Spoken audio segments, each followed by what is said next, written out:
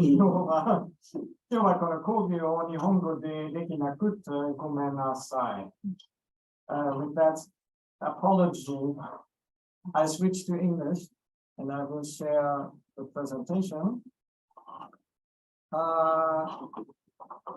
As I said, I'm really honored to be here. This is the second time I'm at this university giving a talk on a topic on non-normative sexualities and gender identity.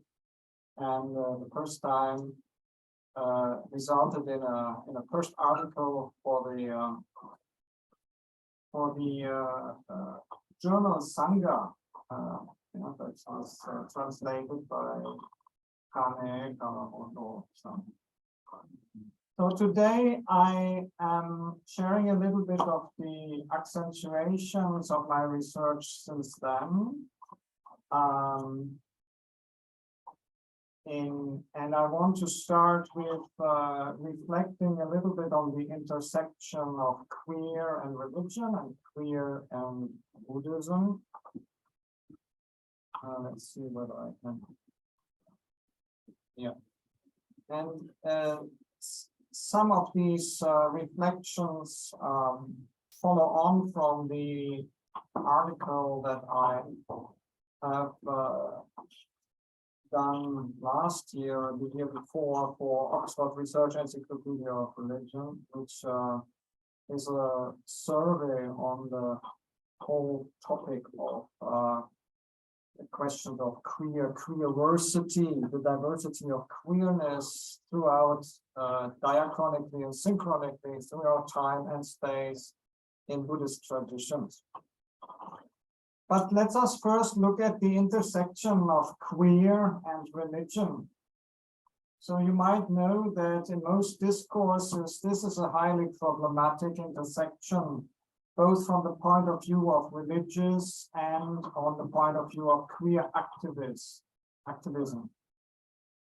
While religions can be seen as vestigial forms of governmentality, and as such offer belonging in exchange for regulation, queer liberation has often dogmatically constructed the Western category of religion as an enemy of LGBTIQ+ expressions, of LGBTIQ+ identity performances, and queer and trans rights.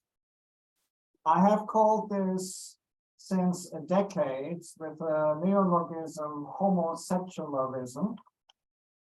Homosexualism here means the compulsory construction of especially LGB identity, lesbian, gay, and bisexual identity, as antithetic to religious, and as queer and religious being mutually exclusive categories. So any attempt to counter this homosexual impulse within the LGBTIQ+ rights advocacy is hampered by the abundant popular homo and transphobic rhetoric used within conservative Buddhist organizations and by Buddhist leaders in traditionally Buddhist countries in Asia, but also globally and transnationally. Within transnational, modernized, westernized Buddhist circles, the responses to questions around sexual and gender diversity can also range from outright condemnation to well-meaning indifference and to a full embrace of the LGBTIQ+ community. Just as it is the case in contemporary Christian, Jewish, Islamic, and Hindu discourses, the anti-LGBTIQ+ proof texting of pre-modern scriptures, proof texting as a hermeneutical strategy of discrimination,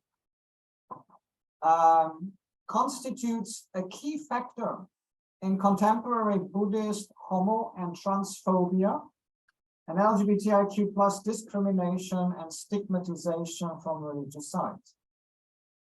During such proof texting exercises, influential conservative Buddhist leaders and thinkers conflate the complex and inherently alien categories of sex, gender, sexual behavior variants found also in Buddhist canonical and commentarial literature, conflating them with contemporary performances, subjectivities, and belongings of queerness. Such proof texting in homiletics or in preaching, homiletics and doctrinal contexts is at its best hermeneutically insincere and misleading, and at worst, simply a form of Dharma-splaining, to use this neologism, mansplaining, white-splaining, and so Dharma-splaining of one's own homophobia and transphobia.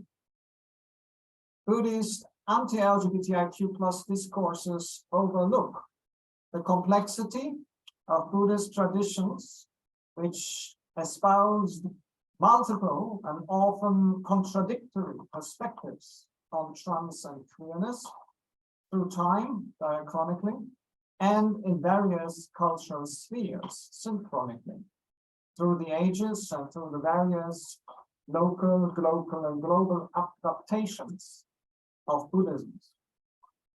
However, it is necessary to highlight that pre-modern Buddhist traditions did not, at least not in the same, let's say, parameters, essentialize sexual orientation as an identity. Identity discourses stem from European discourses of the 19th century, where homosexuality became seen as an identity rather than a behavior. Further, the modern global and transnational northern LGBTIQ+ categories that are being used only uncomfortably map onto pre-modern and indigenous Buddhist and Asian concepts regarding sex, gender, and sexual behavior. Now, a word on queer theory for those who are who appreciate a little reminder of what it actually is. Developed in the 1990s by foundational thinkers such as Eve Kosofsky-Sedgwick, Judith Butler, and David Halperin, queer theory is rooted in multiple strands of feminist thought, at least that's what I'm arguing. Others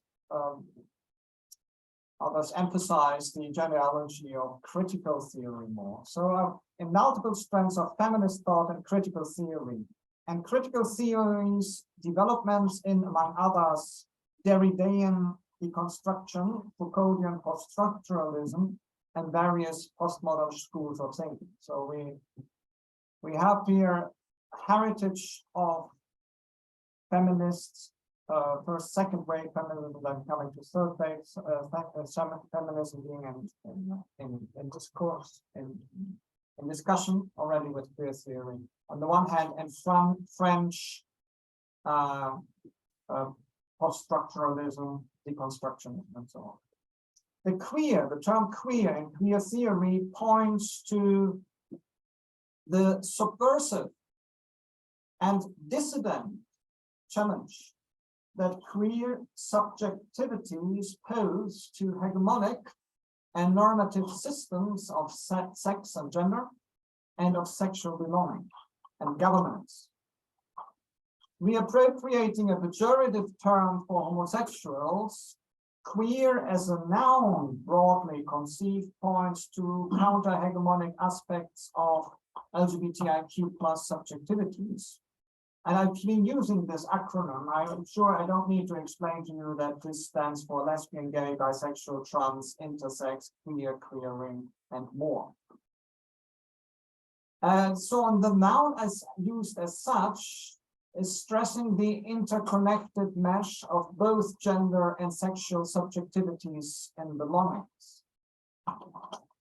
Some scholars, however, prefer to differentiate trans theory, looking at gender identity, from queer theory, looking more at sexualities. So queer theories, this is sometimes why I sometimes say trans and queerness to accommodate a current discussion in the communities about how is trans to be or not subsumed under queer. Queer theories, queers are, however, not simply lesbian, gay, bisexual, trans, intersex, and so on people, but they are deviant challengers to the compulsory identitarian essentialism and exclusive dualisms and binarisms posed by societal scripts. As a word, queer and queering covers the semantic field of critiquing, challenging, subverting, resisting, undoing, one of my favorite terms, exploding, putting an explosive to scripts that are oppressive and monolithic, scripts that are generated by societies and concern, in first instance, sex as seen as biological, gender as seen as culturally constructed, and sexualities, and then further on intersectionally further oppressive scripts. Queering can be regarded as a trans and interdisciplinary function, a function, like a mathematical function, if you remember your school days of functions, yeah?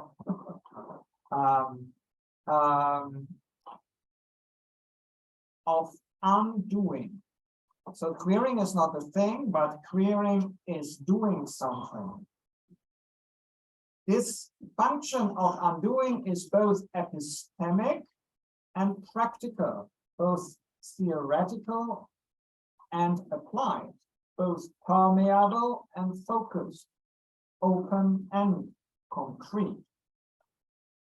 Queer theory is both an engine for and the beneficiary of intersectional theory.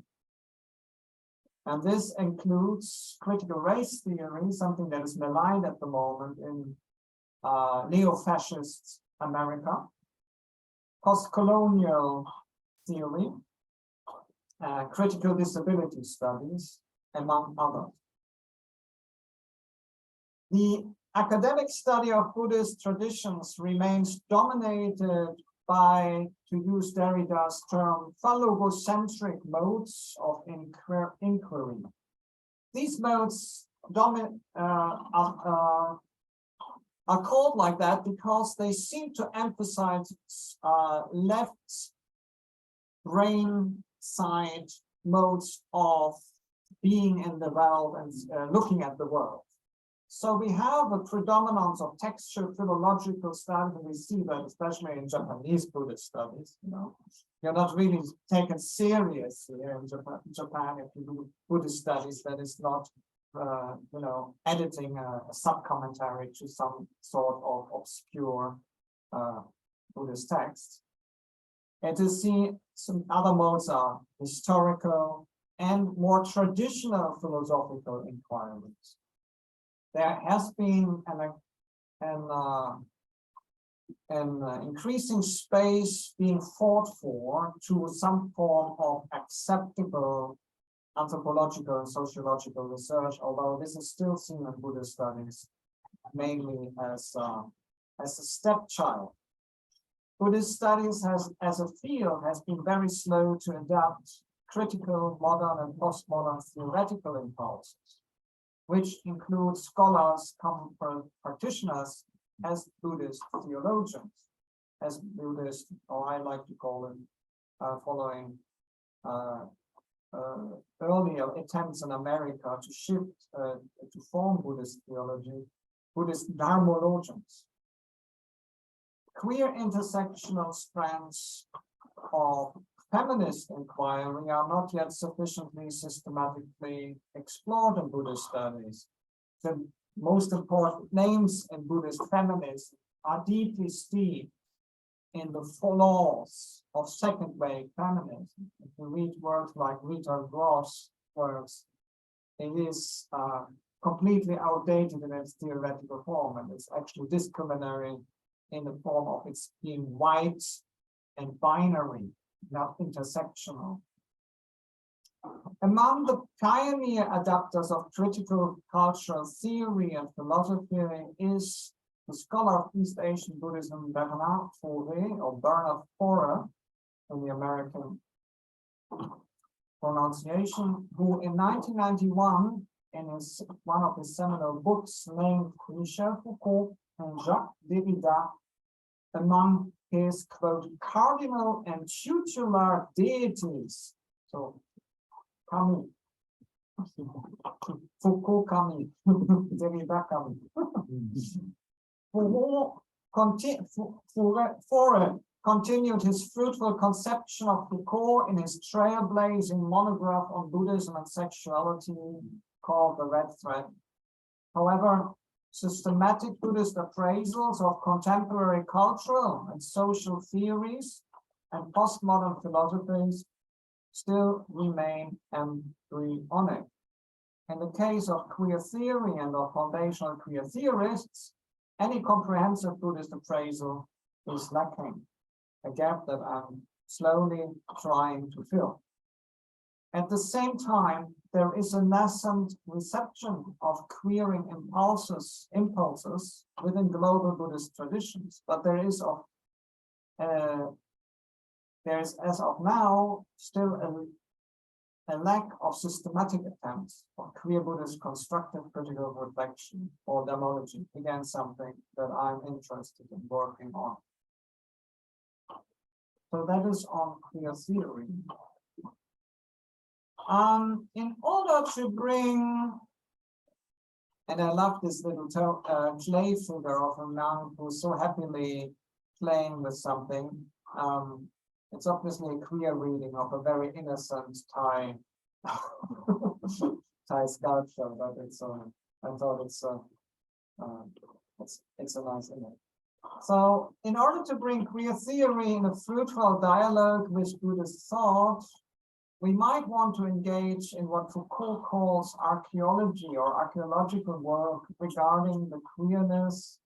I prefer the word queerversity, the queer diversity, as reflected in early authoritative texts.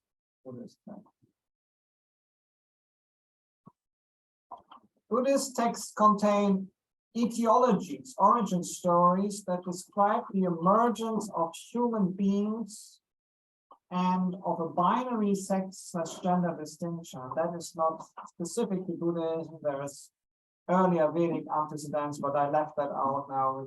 It's a long lecture. If we look at Digha Nikaya 27, the Aganya Sutta and its Chinese parallels, and we find here described a Buddhist cosmogony and anthropogony, so an account of how the world and human beings came into being, in which the emergence of sex/gender is preceded by the gradual solidifying of ethereal beings that were without any kind of sexual characteristics. Still, the early Buddhist suttas or discourses remain mainly silent on the topic of sex, gender, and sexuality. I'm talking about the suttas only, not the Vinaya, the sutta. On a soteriological level, the Dhamma, as presented in the suttas, hardly use the sex/gender sexuality's discrimination in relation to people's potential for liberation and enlightenment. Since the starting point of the Buddhist teaching is the both embodied and systemic experience of dukkha, unsatisfactoriness, ultimately caused by the wrong notion of a stable, independent, inherently existent self. The Buddhist tenet of no self means that identity can never be statically fixed and can never be essentialized. both the most distressing experience and the most privileged embodiments contain the certainty of change and the opportunity for transformation. The constructs and societal scripts that drive marginalization and stigma are in constant flux, in the same way as our delusion of a core self is in constant flux. Identities and categories expressed within or against societal scripts are ultimately empty of inherent existence. This makes sex and gender differences at the deepest level a superficial factor, just like race, ethnicity, appearance, or social or societal status. With regard to sexuality, and the early Buddhist teaching, sex is simply regarded as something people do. And usually in Asian cultures, there is a more pragmatic and less neurotic approach than in European descendant cultures that grapple with a long history of Christian body hostility. But let's start with this realization. Sex, having sex, is just something people do.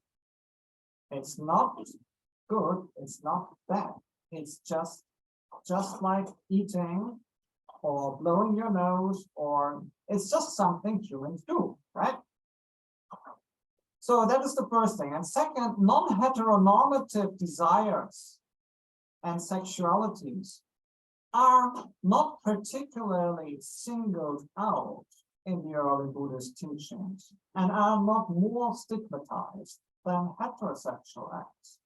The texts point at sexuality as an enactment of tanha or raga, of desire, of craving, that is eventually to be overcome as it leads to attachment and is therefore a source of dukkha. But it's on the same level as luxuries and eating and maybe having a family life or, you know, looking for wealth. Yeah, it's just an expression of the downfalls of being a human in a human world, dealing with craving. Sexuality is a training field, hence, like everything in Buddhism, also sexuality is a training field of cultivation. Cultivation of ethics and right conduct.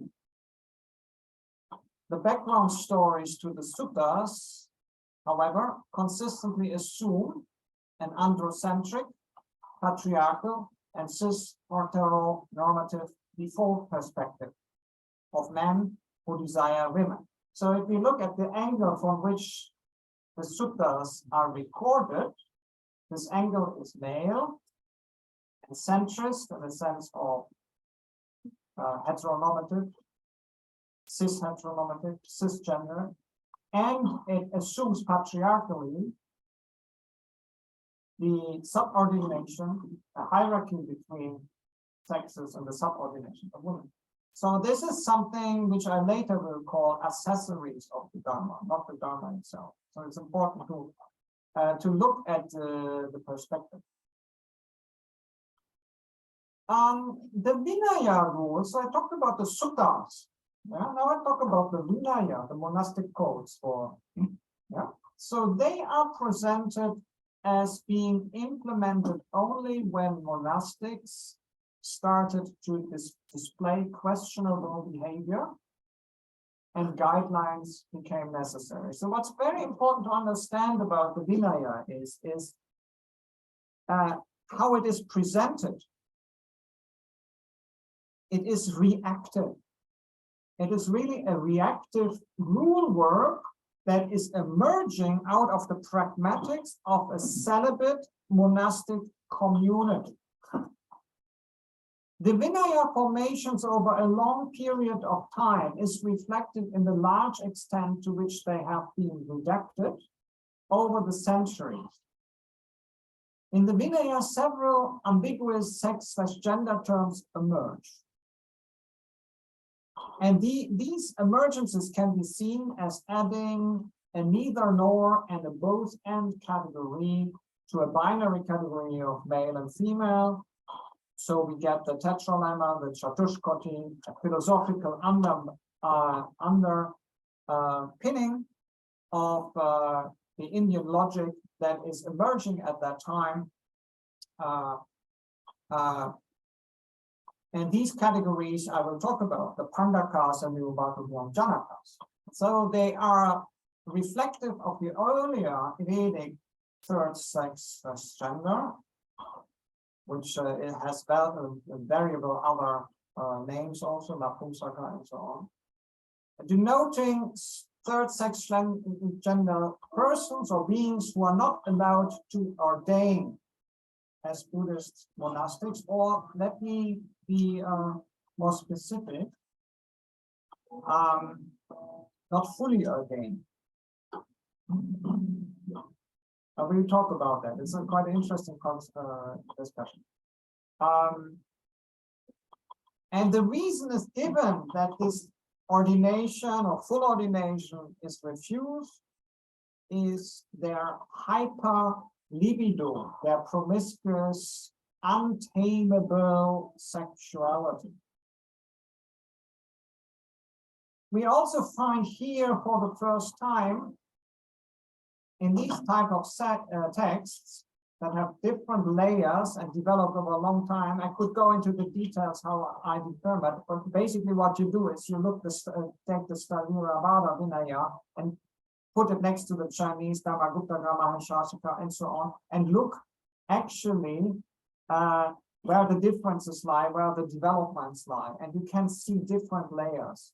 But the fact is that, for instance, a word like Pandaka is only used twice in the suttas in very late layers of the text that are accepted to be very, very late and interpolated. It's clear that these kind of developments are centuries after the teachings of the historian. Anyway, so we find here also for the first time in this corpus of text the acknowledgement of what we could call same-sex desire or sexuality.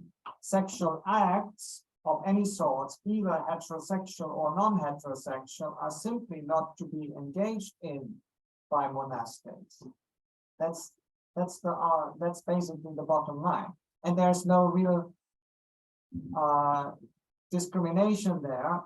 But what there is an acknowledgement that there is polymorph, to use the Freudian word, polymorph sexuality going on in communities that are struggling to keep sexual purity. Yeah? And because there is this inherent tanha or craving for sexual activity, if you rein it in and you're a little bit immature in that, then polymorph forms of sexuality simply arise. Even to forms that we could find humorous or disturbing, like having sex with animals or with corpses, right? So anyway, but we find here also an acknowledgement that male-identified people or female-identified people might have sexual activities with each other.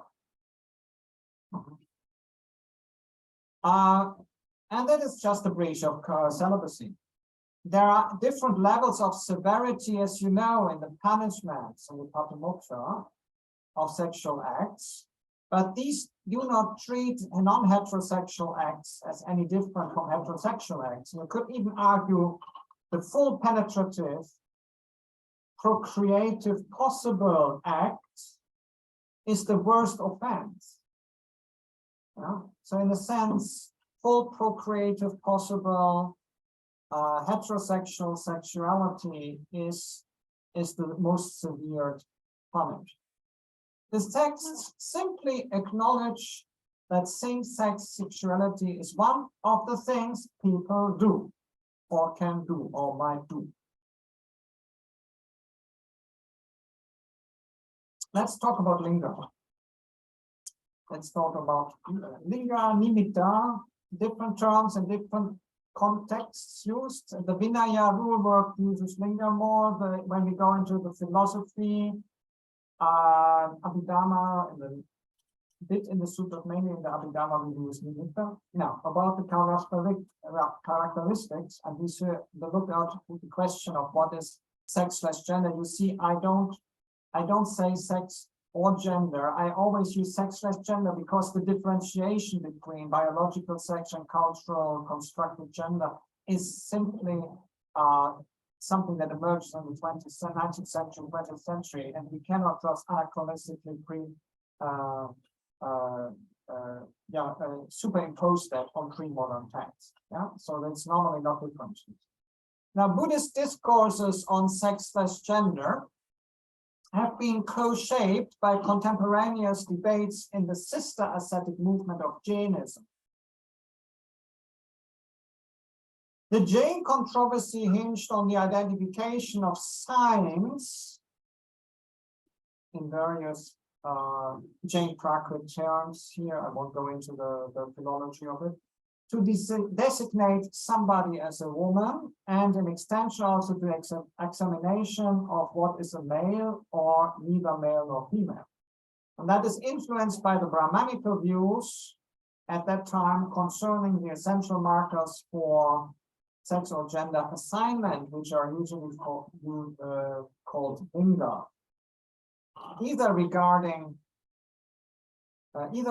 akin to biological essentialism around primary and secondary sex markers, or focused on fertility. And that's actually the second part is really important. And it actually elucidates something about the fourfold Buddhist gender system, because the question of procreation or prowess or fertility becomes a very important one. Both these views, the Brahmanical views of biological essentialism or fertility, were actually rejected by the Jains. So the Jains said this is inadequate to determine what sex or gender is. Instead, Jains define sex/gender as a combination of biological sex, of societal behavior, of physical characteristics, and also of underlying sexualities and feelings. All of a sudden, something like desires or intentions, you could say in the Buddhist world, sanskaras, come into play. Yeah? Importantly, the third gender persons are seen as hyper-libidinous. Really horny. Yeah, if I can say that, then you understand it. It's a hyper-libidinous. Very horny people. They are seen as bisexual, so they don't, or pansexual, they don't differentiate, and they're seen as a threat to the chastity of monks. In a sense, they are a satire of the misogynic characterization of women's sexuality at that time.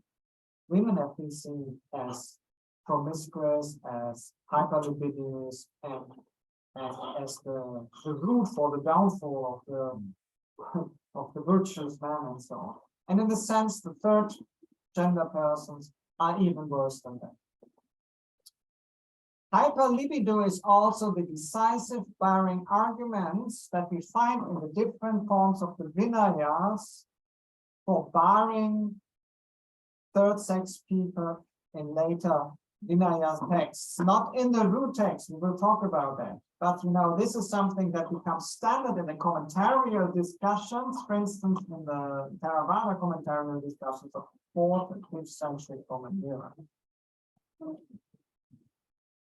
So the Theravada Vinaya has this term khandaka, somebody without balls, etymology, and is mainly used in the context of individuals with whom a monastic should not have sexual relations, or as a form of an insult.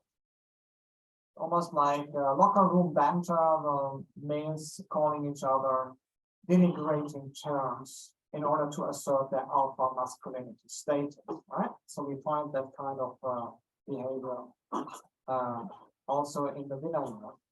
Pindakas are thought of as somehow deficient biological males, except for the rare cases that they are specifically qualified as iti pandakas, as female pandakas. So the default idea is that you have somebody who resembles a male-bodied somebody, but is deficient in the essentialized and some sort of assumed characteristics of male. And here we will talk about again about what that might be and how the Brahmanical view on fertility comes into play with that.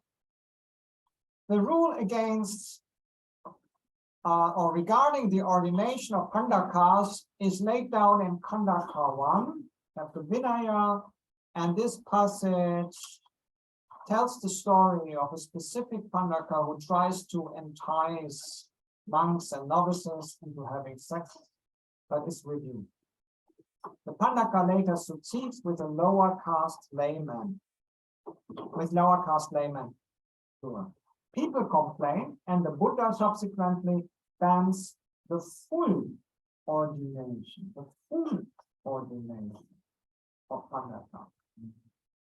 Yeah. So here's the Pali if you were interested in it. It takes specifically of the Upasampada. Yeah? Upasampadetabo, not upa or no pasampadetabo, should not be fully ordained. Okay. It is interesting to note that the root text, novice ordinations remain allowed, but later in the commentarial Theravada period, also the novice ordinations are banned. Interestingly, the Pandaka in this story is not even expelled. Is expelled, but is not even expelled on the grounds of the foundational Parajika 1 of the celibacy law. Instead, for this expulsion, a new rule is created. That is an interesting little detail. It would have been legalistically enough to subsume this under Parajika 1, breach of celibacy. Considering that the word Pandaka does not appear in any of the early sutras, it appears twice in later sutras, as I said, nor in early parts of the Vinaya, this creation of a new rule is an indication that the inclusion of the word and the concept in the Vinaya did not happen in the Buddha's lifetime or close to the Buddha's lifetime, but was added later as a result of discussions with the Jains, for whom Pandakas could not ordain, and who also saw all third, sixth gender individuals as horny, hyperlibidinous by nature. Interesting, Jains later revert. Yeah. But in this time, the ruling on the Jains was cannot. Later, in Jain monastic orders, this is reverted. You can ordain, they ordain Pandakas from maybe the same time that we get this ardent Kushana, post-Kushana, early Gupta commentarial environment. Going beyond the Vinaya itself into the commentarial scriptures of the 5th century and onwards, we find the following explanation in the Theravada Samanta Pasadika with regards to the nature of the Pandaka. A Pandaka amongst means, I quote, in this case, I have a little bit of dictionary. I used here my Trianartha's commentary as a different order, but it's the same 5 categories. Asita Pandaka, Usuya Pandaka, Upikami Pandaka, Paka Pandaka, Napumsaka Pandaka. 5 Pandaka. Oh, 5. Asita Pandaka is here it's the last one in the slide. It's the first one in the Samanta Pasadika. Is a man who gains satisfaction from performing oral sex on another man and from swallowing his semen, or who only becomes sexually aroused after swallowing another man's semen. That's the definition in the 5th century commentary. Usuya Pandaka is a voyeur, that is a person who gains sexual satisfaction from watching others having sex. Upakamika Pandaka has been a little bit sometimes misconstrued, because actually the word points to castration as a punishment. So it's also one more usual form in South Asian, pre-modern South Asia, of punishment for certain crimes to castrate men and to render them pariahs, society pariahs, render them unfertile, render them humiliated. And that is what the Upakamika Pandaka is. Sometimes used to eunuch. I find the term eunuch always very difficult because it has a specific cultural genealogy. And it's also in the history of South Asia only better to employ it actually only from the Islamic period onwards, because it has a very specific connection to the Perso-Islamic courts. But anyway, so let's say a castra. So the fourth is the Paka Pandaka, those who become sexually aroused in parallel with the phases of the moon. What does it mean, sexually aroused? There's discussion about it, that this also has to do with fertility. And actually, I would support that. It is actually somebody who is, maybe we would call it demisexual, yeah, who has long phases of not feeling sexual arousal, and then sometimes. But anyway, so we find a discussion also about the cyclicity of diversity in terms of sexual gender also later in the Vinaya. Yeah? When it's about gender and sexual gender identity. And then fifth, the Napumsaka Pandaka. Napumsaka is actually a term that we have in the Vedas already, together with Chanda and so on.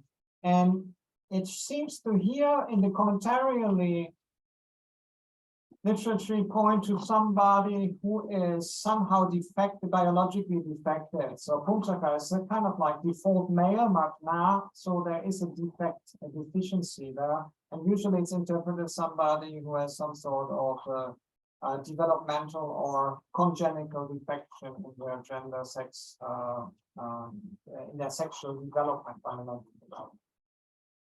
So that would be, we actually today would say this is not neither anything to do with gay people or trans people. That is more something more akin to certain congenital dispositions of intersex people, some intersex. And that makes it difficult because we have later this talk about the word of Janaka, which we can appropriate more to intersex people. So it is quite interesting. Now of these, let's see, of these, the Asita Pandaka, that is in the Samantha Pascha number 1, here's number 5. The Usuya Pandaka, so it's here number 3, it's number 2 in our Samantha Pascha. These two are not prevented from ordination.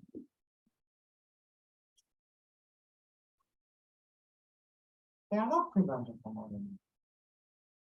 So somebody who enjoys oral sex or is a warrior can still ordain, no problem.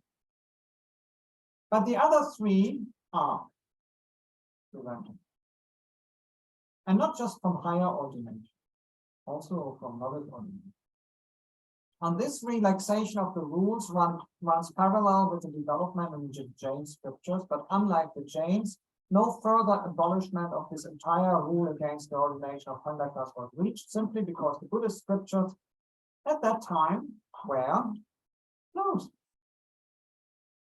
Canonization was finished, at least in the Theravada, in the Sthaviravada.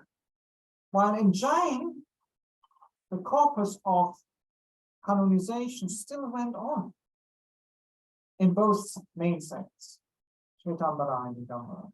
Okay. When we look at how these texts developed after they came to China, around the beginning of the 1st century before Common Era, we find that the Mahasangika in the Savas Vivadi Vinayas use the term woman, man, means impotent or incapable in the descriptions of the first Kandaka, on ordination. So that would actually be more literally translation of Napumsaka, right? Or no, maybe, I don't know. In the Dharma-guptaka Vinaya, this term is only used in the description of the Hakka Pandaka, the half moon Pandaka. The term in the other contexts, the Dharma-guptakas and also the Mahishasika Vinayas use the term Huangman, which is a specific Chinese term developing from the imperial court system, literally yellow gate, and pointing at eunuchs. The Sarvasivastivana Vinaya, this term is not used in the ordination Kandaka, but everywhere else. So that's a bit of the Chinese terms. And both terms, the impotent and the yellow gate or eunuch, are used in the same way in different schools, and we can in the Chinese text, and we can assume that both can denote pandakas, but that the difference in terms points to historical changes in understanding and translation. The translation eunuch or yellow gate is a later interpolation due to the etymological development of the Chinese term and derived from the palace eunuchs in the Han Dynasty. While the word impotent seems to be an earlier interpretation, we also find this back in the scripture I've noted Napamsika and so on. So in the you could say in the process of acculturation and civilization of Buddhism, the imperial palace eunuchs were seen as the closest cultural identifiable fit or match for this weird term that people found in the Indic texts. And therefore they used the term yellow gate, Huangman, for Pandaka. It is striking that the Dharma-guptaka Vinaya continues to describe several monks whose male organ and testicles are cut off. So that would be a classical definition of eunuch, right? But it does not equate these to the term pandaka. While the word used for pandaka, well, man, eunuch, which is the exact definition of a castrated man. So there's quite a contradiction. The Theravada and the Mahishasika Vinayas agree on the background story for the rule and do not mention a list of types of pandakas, but the 5 types of pandakas that we see in the Theravada commentaries of the 4th, 5th century are described also in the Chinese translation in the commentaries of the Mahishasika. No? The other Vinayas have the lists incorporated. For all in the Chinese translation. The list of pandakas were not allowed to ordain, but some of these types differ then again from what we've seen in the Samantaprasadika and in other Theravada commentaries.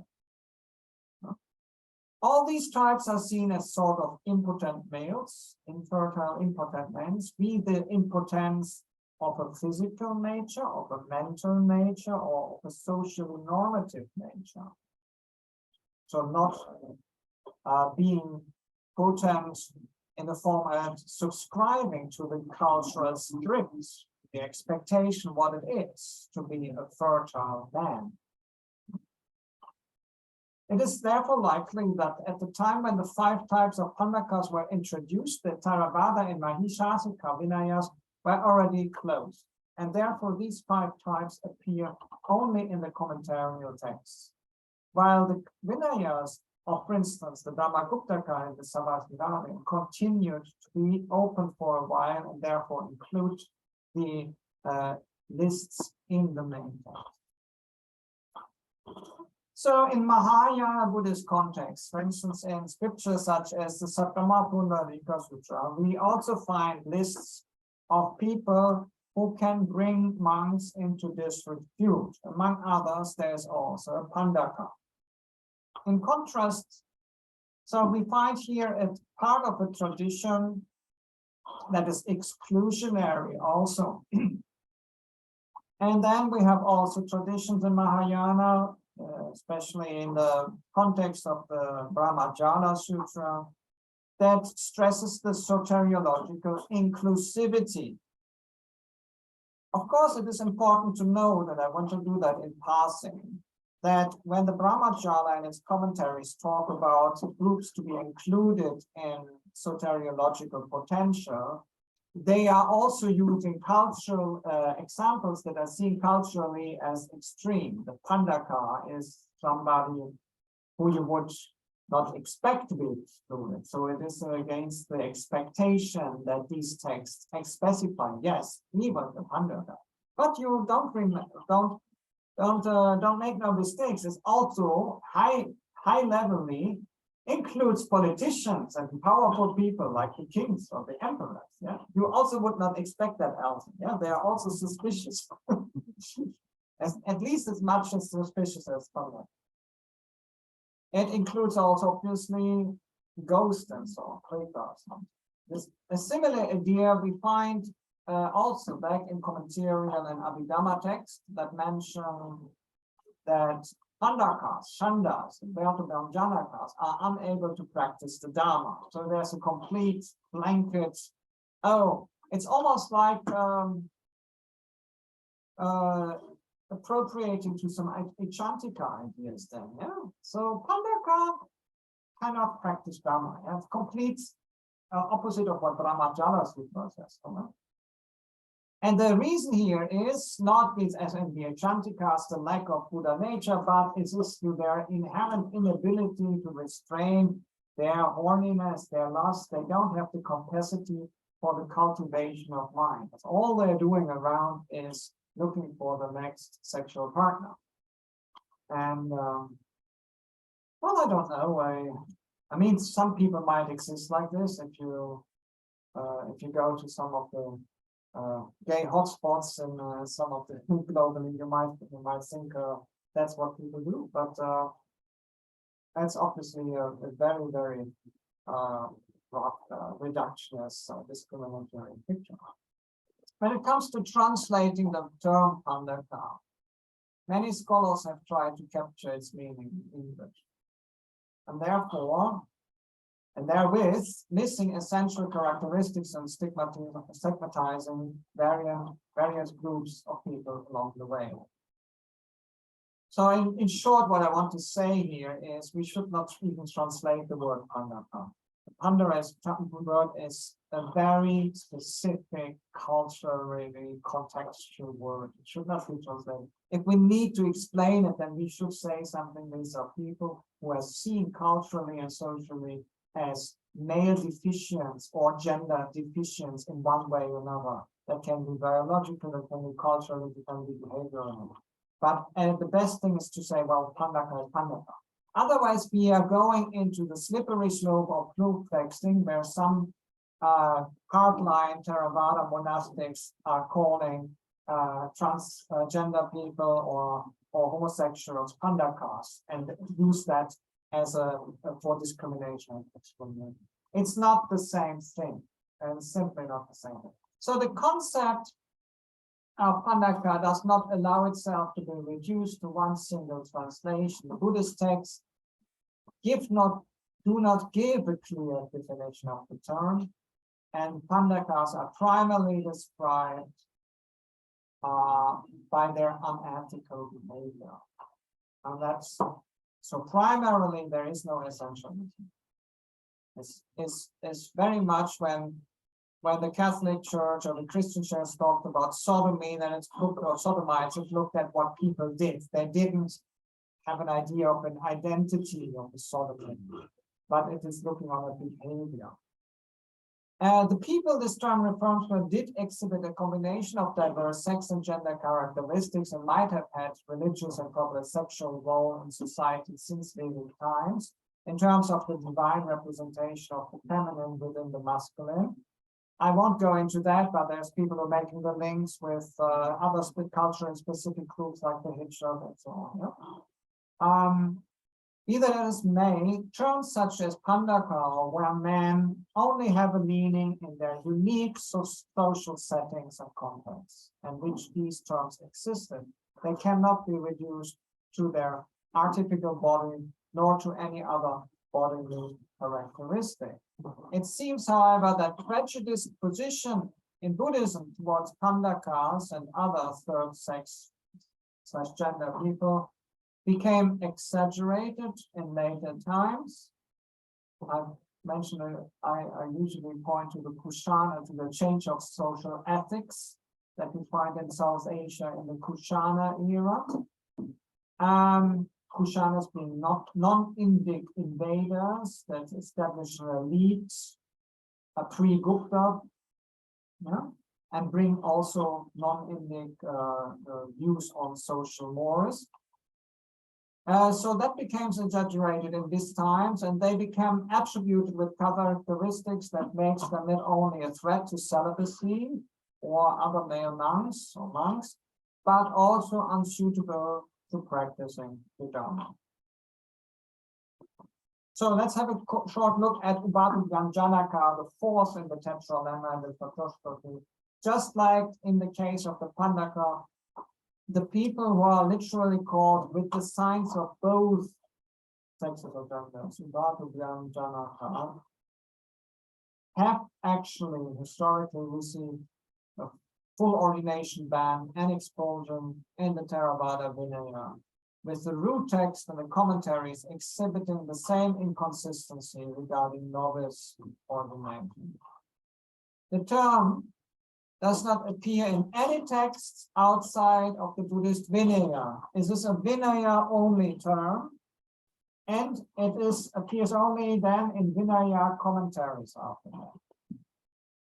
They are only briefly mentioned in the Chinese Vinayas as those with two faculties, indriya. The Chinese term is gen, roots, gen, who are not allowed to ordain, but without any further explanation.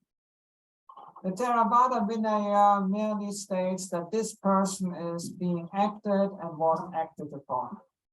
So the Samantapasadika states, the commentary then 4th, 5th century, that the Ubadu Janaka has both male and female characteristics through which they can engage in intercourse with both men and women while posing as the opposite sex and hiding their male or female characteristics as needed. And this is, and you see, we are entering the realm of mythopoiesis, of narration. You see, we take some starting point from reality, sex and gender, diversity and human development and biology. But then this idea that there are people who are fertile, fertility is again important, fertile in both ways, that is actually not rooted in any biological reality.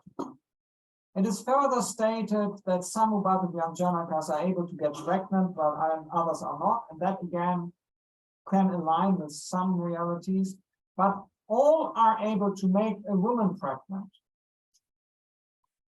And that is then later confirmed in the sub-commentaries. The Samantapasadika's Chinese adaptation, and I say adaptation because recent research has until the Shanjiang report has actually shown this is not just a Chinese translation also of the Samantapasadika. It is a very specific adaptation.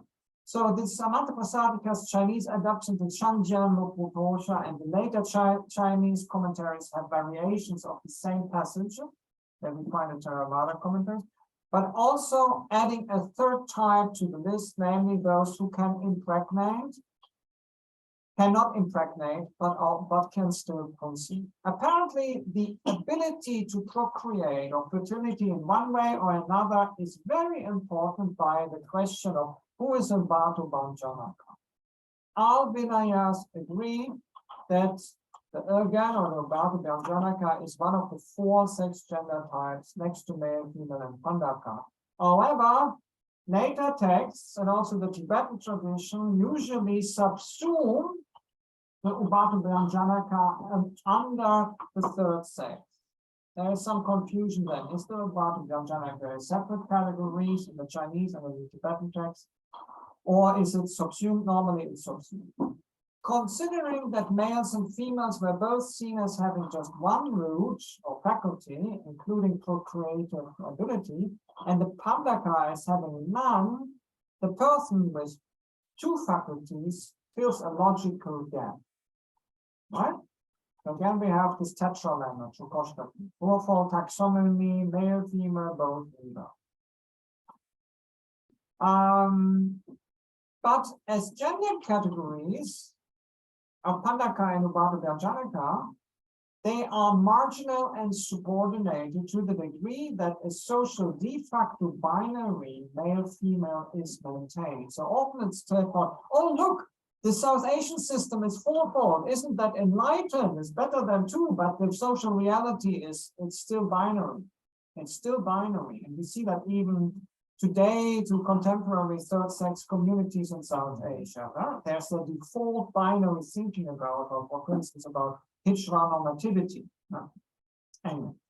So that is important to see, and that is actually reflected in Suttic discourses about the nimittas, especially the 10 nimittas that need to be relaxed on the way of enlightenment in the development of samadhi and jnana. And one of them is specifically the thinking in male and female. Yeah, as one of the 10 nimittas that needs to be relaxed before you can realize or experience full enlightenment. So when we see that the social reality in South Asian societies and then later in East Asian societies remains binary, then these people that are seen beyond the binary or outside the binary are seen as object, rejected as object, to use the French philosophical term, or in a positive way as symbolic and mythical. That's a whole South Asian mythological narrative about bi-gender, bisexual, and so on.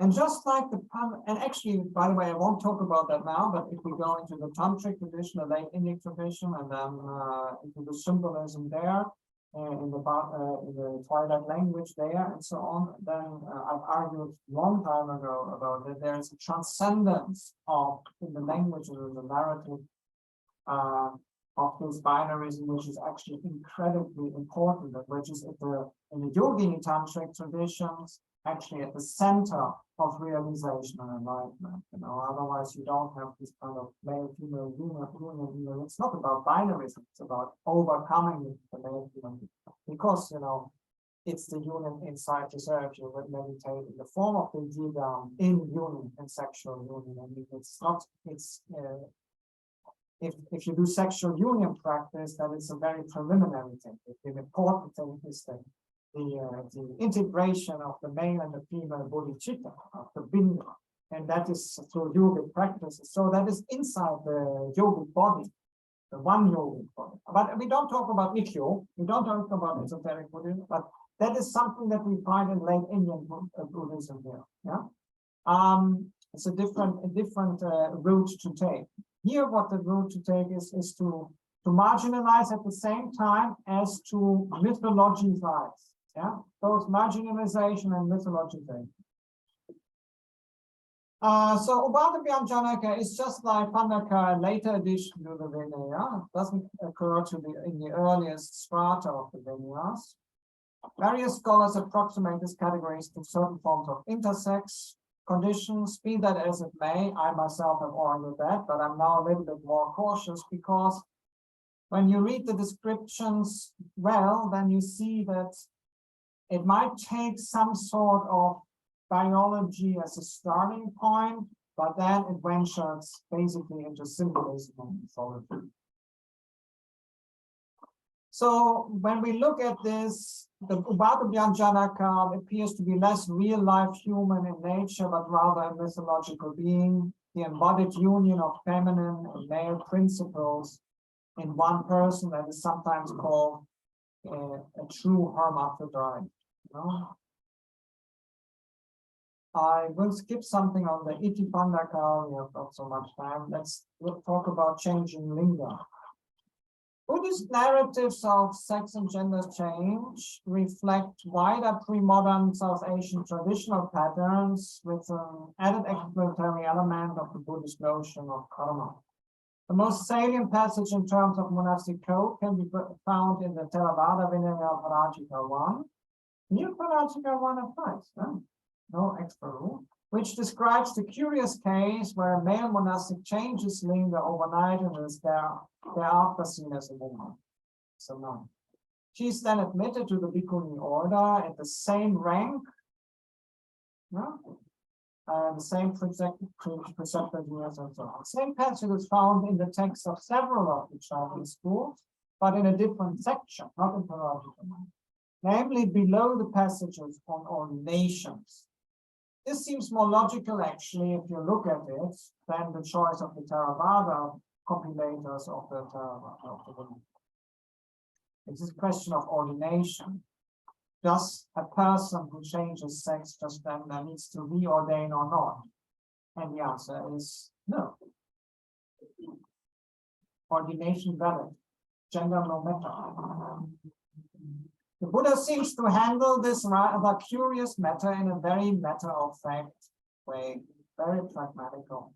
The monastic in question is simply assigned to the other order while keeping their ideas of seniority as well as their preceptor. It does not seem to be a problem at all. The Buddha simply responds in the compassionate way that we would expect him, as he is shown in the suttas and in the Vinayas, narratorially constructed. So the passage arguably refers to the possibility, the real-life possibility of biological sex change, as well as a change of gender characteristics on the basis that both the on the basis of the canonical passage. So transgender ordination should not be a problem at all. It should not even be a discussion.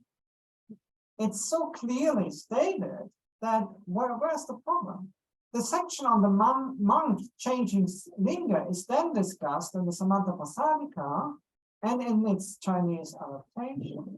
And the commentarial explanation includes the idea that change in linga not only happens overnight, but also might refer. So that there is a gender fluidity, a fluctuation between the poles of male and female. In fact, if we look at various Vinayas, then we have a mention of the repeated sex of gender changes, with actually several Vinayas giving a maximum number where this should occur within a month, or even within a year, or within a lifetime. For instance, the Mula Savastivana Vinaya, as you know, is important for my tradition, for its Tibetan tradition, states that ordination can only be refused after, I think the number is seven times of changing. So again, even gender fluidity is not really a problem. At some points, however, pragmatically, for the social organization of the monastics, a maximum number of changes are being set so that there's not a constant confusion, I would say. That is my interpretation. At some point, the Buddha says, well, okay, now you focus on something else. It has not so much to do with gender or sex, yeah? Focus on something else, so you now make a choice, monk or nun. That's okay. So very, very pragmatic, and again, not doctrinal. It has nothing to do with doctrine or soteriology. It just has to do with social organization. Right?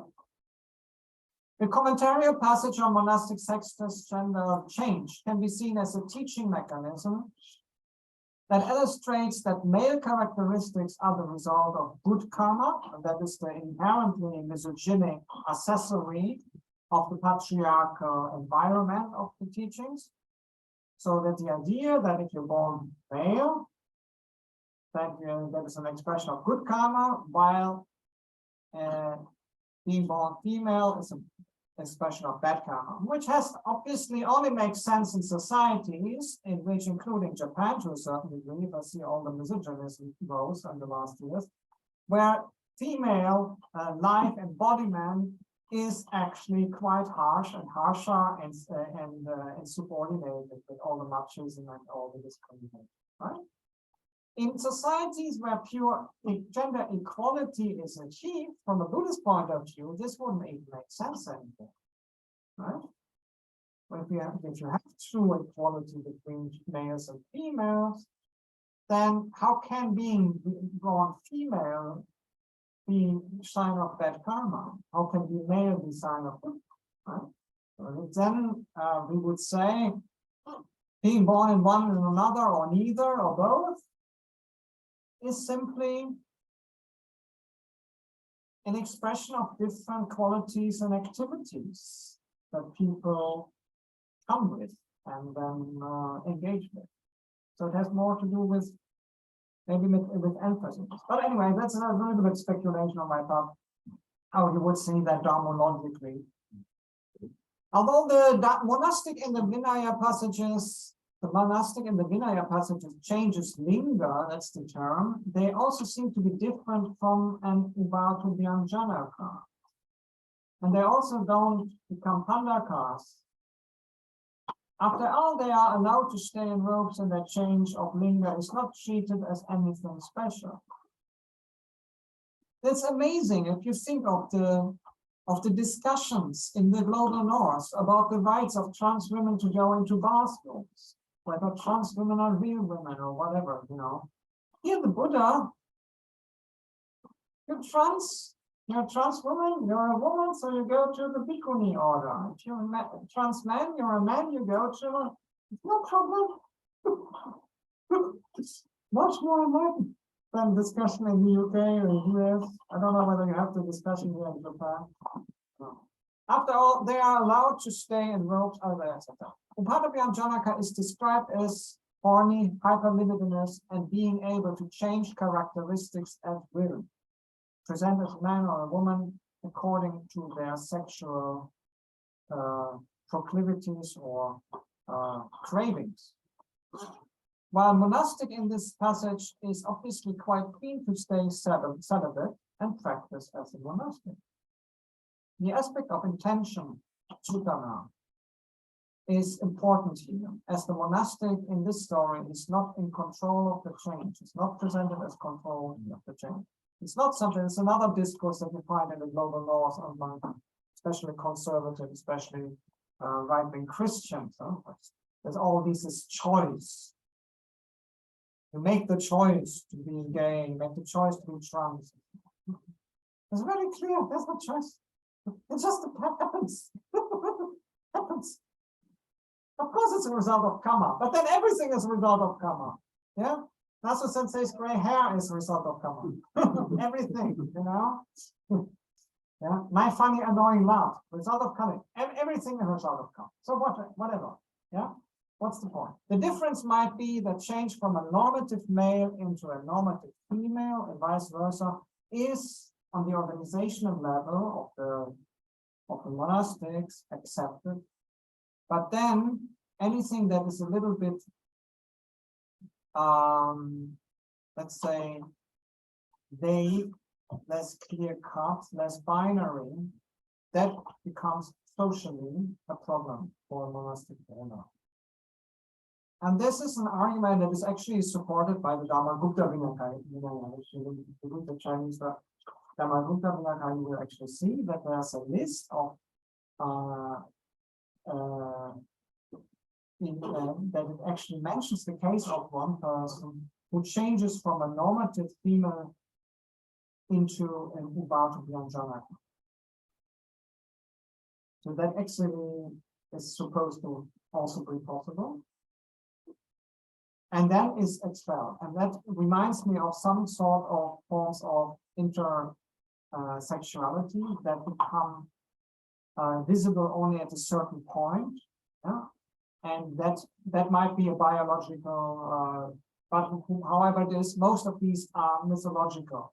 We should not make these cases in the Vinaya too serious. Otherwise, we would need to think that monks that the Buddha ordained were so undisciplined that they would do everything to get their rocks off, including training monkeys or having sex with corpses and so on. These are, in a sense, humorous narratives that show the extent of legalistic casuistics, in my opinion. I don't really believe that they are rooted in the perversion of the early Sangha. Otherwise, that would have been a really weird assembly, you know, that the Buddha formed. If you all got people who are all of the same, yes, I will celibate, but I might have sex with a female monkey. So I'm not sure that is really the maturity that I could expect from the Buddha to ordain a monastic. So there must be some humorous element. So let's have a quick look about sexuality and the non-heteronormative aspects to that. What is important to understand is that the context of the Buddhist teachings, early Buddhist teaching, the most Buddhist teaching now also is heteronormative, cis heteronormative, and patriarchal. The early Buddhist suttas, as well as the Vinaya, treat same-sex sexuality, and however, on par with heterosexuality through the lens of celibacy, assuming an androcentric patriarchal default perspective. Stigmatization of intragender desire and sexuality doesn't appear to occur in Buddhist texts until the 4th century Common Era, possibly prompted by the occurrence of non-Indic influences during the Kushana period. The belief surfaces that sex should be restricted to intercourse and marriage, and all non-marital and non-reproductive or procreational sexual activities are condemned and prohibited, including with a pandapa. Non-heterosexual acts are seen as unnatural, almost Catholic. These emerged in other Buddhist cultures at the same period and thereafter, but we also find contrasting notions with a striking restraint in normative ethical judgments on sexualities, and I would omit the condemnation of intergender sexuality, and I will not bring oaths to Athens by pointing out to some of the Shingon ethics and so on. Other more intelligent people in Japanese Buddhism have talked about that. So, when we now make a huge jump, what does this all mean for queerness in contemporary global Buddhist tradition? I mentioned in the beginning of my talk the spectrum of contemporary Buddhist attitude to queerness that range from rejection to wholehearted embrace. Thus reflects a polyphone and at times conflicting complexity of global, local, and context-specific Buddhist traditions and their diachronic and synchronic messiness. I'm using messiness as one of my favorite queer theory words. Examples of queerphobic hate speech from Buddhist leaders do not help the attempts to queer Buddhist dialogues and the emerging of integrated intersectional subjectivities. The 2019 recording of a senior Burmese Buddhist monk mocking the suicide of the Gabonese librarian before whipping up a lynch mob against all homosexuals in Myanmar is a reminder of the plight of LGBTIQ+ Buddhists in mainly traditionally majority Buddhist countries and some of their transnational satellites in the global Buddhist context.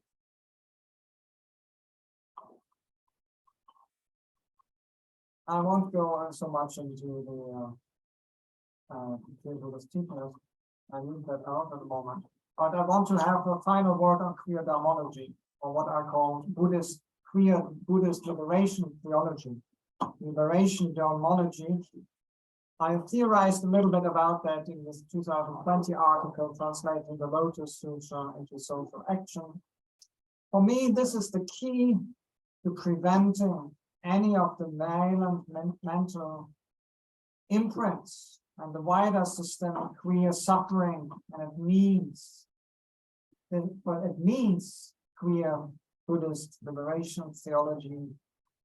It means challenging the societal and individual attitudes towards LGBTIQ plus people that are marginalizing, stimulating, driving discrimination, driving suicidal ideation and suicide numbers that are terrifyingly high among LGBTIQ plus people, especially the young. The pivotal starting point for this change is to acknowledge the societal and structural dimensions of the connection of karma, action, and to reaffirm karma's relation to samyak samdrishti, to the right view of an atma, no self. The more pronounced the Mahayana philosophy of the emptiness of inherent existence, of both the Putkala and the Dhammas. The Putkala Dharma Nayatya, of both the empirical persons and of phenomena. Despite the tenets of no self and the emptiness, past actions that led to phenomena and experiences today, colloquially denoted as past karma, often become in popular, simplistic Buddhist discourses judgmentally essentialized. So if we find a freezing of past karma discourses of unsubjectivities on the gay person, the disabled person, and so on, they are frozen upon an individual without any regard for the deeper philosophical understanding that the manifestation of any birth, jati, and any rebecoming in Buddhism is necessarily an expression of continuity without identity. The empirical person or subject in their current and fluid manifestation simply expresses karmic continuations of past possibilities, and is personally neither accountable nor blamable, nor to be morally judged for past lives. And when you see actually how these karma discourses are used in preaching, it's always in a warning. Normally, when in the early text there's karma preaching narratives, then there are warning narratives for the future. They are not judging narratives on the past. But naturally, this step from seeing something as a warning and then judging something that is here has been taken. We need to be reminded that any human manifestation as it occurs, as a phenomenon, needs to be examined as a precious opportunity for subject contextual merit, rather than regarding every person as a duly limited and blueprinted by prescribed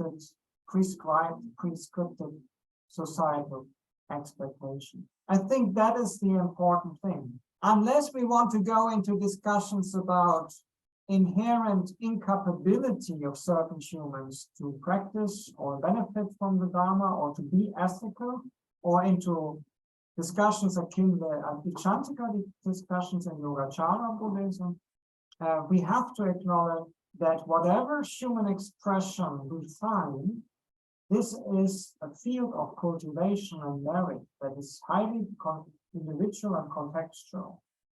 But still, every expression is a precious human opportunity.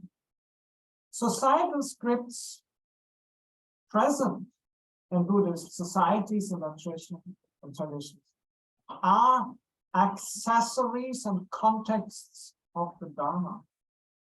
They are not the Dharma itself. Otherwise, we would need to say that the Buddha wanted men to discriminate against women and so on, you know. And in direct contradiction to Sutik's statement of complete soteriological equality. So we need to differentiate between the accessories, the environments in which Dharmic teachings are being given, and the Dharma itself. This is also true in the case of the patriarchal nuclear heteronorm, as we call it in feminism and in queer theory, which we have talked about already earlier.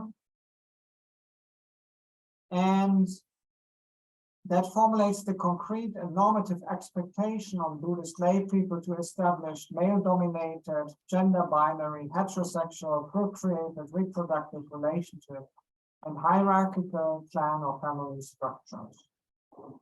That means compulsory being cisgender, compulsory heterosexuality, and an ideology of procreative monogamous marriages for lay people, and an anti-nativism for monastics. Here, queer theory is helpful, and is helpful for excavating and challenging harmful accessorial contextual societal scripts around sex, gender, sexuality, normativities, and beyond. Judith Butler's notion of performativity is particularly receptive for Buddhist philosophical readings. Both Butler's queer theory and Buddhist philosophies insist on a non-essentialist view on human identity and stress the context, or in Buddhist terms, the condition, dependent, ever-changing nature of human, or in Buddhist terms, samsaric experiences, and their negotiations of relationships, or in Buddhist terms, intercodependent arisings. In Buddhist terms, we might rephrase this as the condition-dependent, ever-changing nature of samsaric experiences and their inter- or codependent arisings. Queer theory is a tool for resisting harmful societal scripts that discriminate and make people suffer, and drive people into suicide, mental distress and suicide. And such queer theory can aid the karuna or compassion-centered, this worldly, socio-samsaric focus in Buddhist thought and practice, as exemplified in various contemporary forms of socially engaged and humanistic Buddhism. But there's also in queer theory a deconstruction and deconstructionist and antisocial turn towards nihilism, as seen in the important thought of Leo Bersani and Lee Edelman. And this turn can also be meaningfully transformed by the neither nor of the Buddhist middle way and emptiness. As the same can queer theories, utopianism, something that has been first been proposed by Michael Snedeker and then theorized by José Esteban Muñoz, with the concept of disidentification. Also, this strand of queer theory can find a meaningful grounding and reconnection in Buddhist altruistic virtues. So I'm also, as you see, looking for ways not only that queer theory can inspire Buddhist thought and theology, but also how Buddhist thought can give a way out for current debates and queer theories and dilemmas. For instance, the nihilists versus the utopianists. Where cultural, societal, and even Buddhism adjacent normative scripts cause, contribute, or lead to suffering, the owners of those scripts need to be held accountable. And if these owners are high-ranking Buddhist dignitaries, they need to be held to account. they have blood on their hands, with every Buddhist queer person committing suicide because of discriminatory Buddhist discourses. Right? It's my radical engaged Buddhist view that all those who do not proactively work for social justice share in the karmic consequences of the suffering that social injustice brings.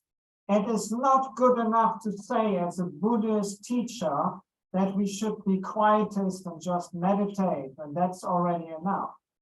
If being quiet perpetuates social injustices, the karmic consequence of this social injustice is shared by your inactivity, shared by you. It is good to be reminded that karma is in the early suttas qualified by the term cetana, especially we look at the deep penetration of Wisdom Sutta, the Nivedika Sutta of the Anguttara Nikaya, but also in the parts of the Abhidhamma Kosha that talk about it. Hence, those who plan intent in their thinking, who preach, say, and practice do exclusion. And this thing, say, do corresponds to the Kaya Vakchitta, the Buddhist speech and mind aspect. Even if they do so in the name of understood Dharma, they co-produce and share in the karma of queer LGBTIQ plus experience of the dukkha dukkata, concrete suffering. It is therefore an ethical imperative for Buddhists to actively co-create inclusive societal parameters and to oppose those societal scripts that cause discrimination and systemic suffering. This can easily happen within the wide framework of early sutric lay Buddhist sexual ethics, with a focus on equality of power balance, non-coercion, and respect for existing commitments among adult partners, rather than relying on later added interpretations that merely conform to prevalent societal prejudice. Equally, the Samyak Drishta, the right view on inherent emptiness of phenomena, their interdependence, their processuality, and their fluidity, should allow a truly non-judgmental acceptance of gender performances, gender expressions, subjectivities, and belongings beyond the dominant male-female binary, particularly on the background of the Buddha's own pragmatic reaction to sex-changing monastics.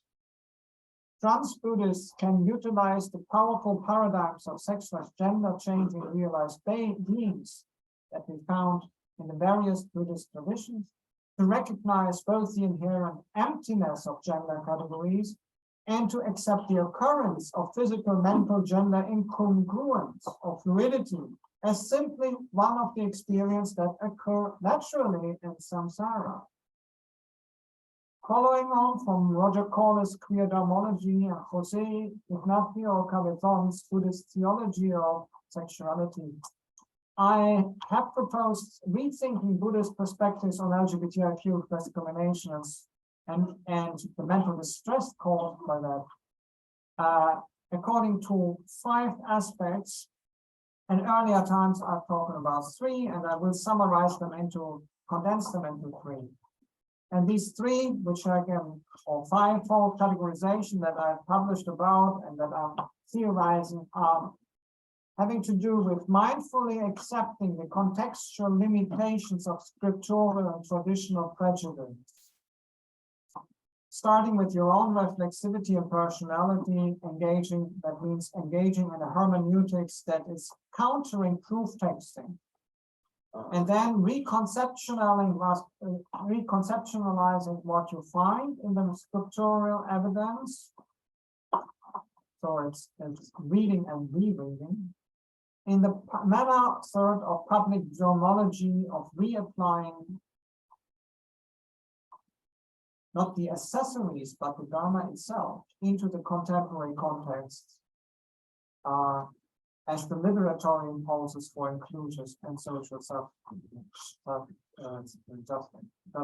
I've gone in the 2021 article more in detail to the fivefold scheme, but it's basically simply a dialectical step of opposing proof texting, finding ways of marrying the soteriological inclusive intent of the Dharma with social realities and applying that to the ever-changing and different contemporary contexts.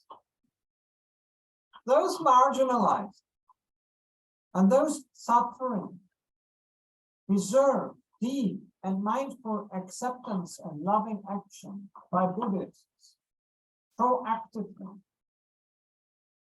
Not good enough to say, well, oh, we don't do that. We are quiet here, we meditate, or we do other things now. It's an imperative to be active and proactive, to alleviate in both the individual pain experience, but also the systemic discrimination and suffering. We need to be clear. This is only the differentiation between the individual and the systemic is actually, it's a false binary. The systemic, so what our society scripts us, how it organizes our lives, what the expectations are, and so on, has a direct influence on the individual's mental health and well-being. Right? So in the sense, the individual suffering is always an expression of a specific context of the systemic, a specific manifestation of the systemic. It's not two things. It's actually interval. So this is my cry to weapons, cry to arms, to proactive, socially engaged working against discrimination and marginalization of queerversity and beyond intersectionality. And with that, I want to leave it, and I thank you very much for being so patient with me. Thank you very much. Thank you very much.